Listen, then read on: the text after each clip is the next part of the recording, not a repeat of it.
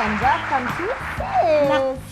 Good talaga ang morning nila ngayon dahil today we are going to do something different. Oh, teka. Sandali lang. Huwag mo muna sasabihin. Kaya muna ipakita natin sa kanila kung sino-sino ang magiging guests natin for today sa umagang ito. Okay, fine. Okay. Watch this! Hi, I'm Eva Marie. I'm the female vocalist of the band Dove. Hi, I'm Tonet. I play second guitar for the band Pido.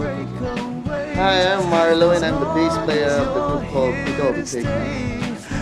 Hi, this is Pido of Pido Take.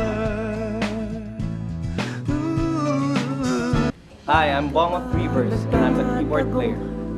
Hi, I'm Kiko. I play the acoustic guitar of Reavers. Hi, I'm Ryan. I'm the vocalist of Reavers.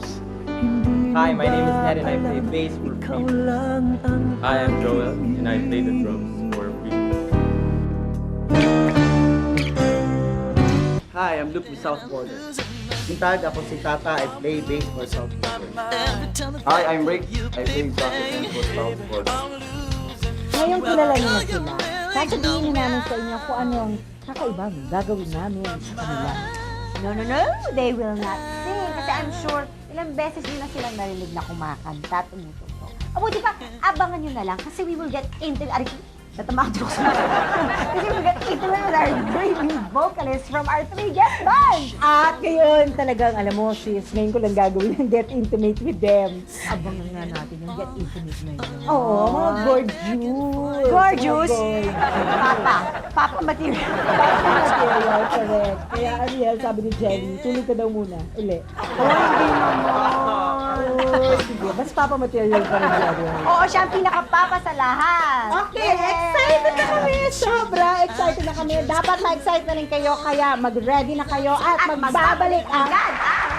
Okay, gusto ko lang po linawin na kung ano man ang itatanong ko sa tatlong ito na ngayon ay para lang ito sa mga fans at ikatutuwa ng inyong mga fans na specifically girls. Ito po, umpisahan ko po, kasama po natin ngayon, syempre, si Luke ng South Border, si Pido, and of course, si Ryan. Hello, guys! Uy, nagaganda ko ngayon, kasama ko, guys.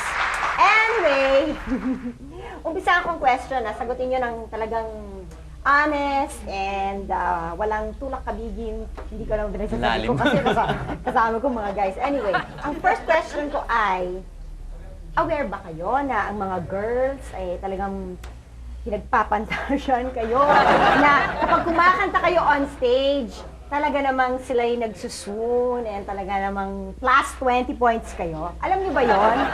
Aware ba kayo? Hindi ko na iniisip. Wala nang panahon para mag-isip. Wala nang panahon pa ba, I'm not aware. Definitely. Ako hindi ako. Oo, hindi talaga. Chika!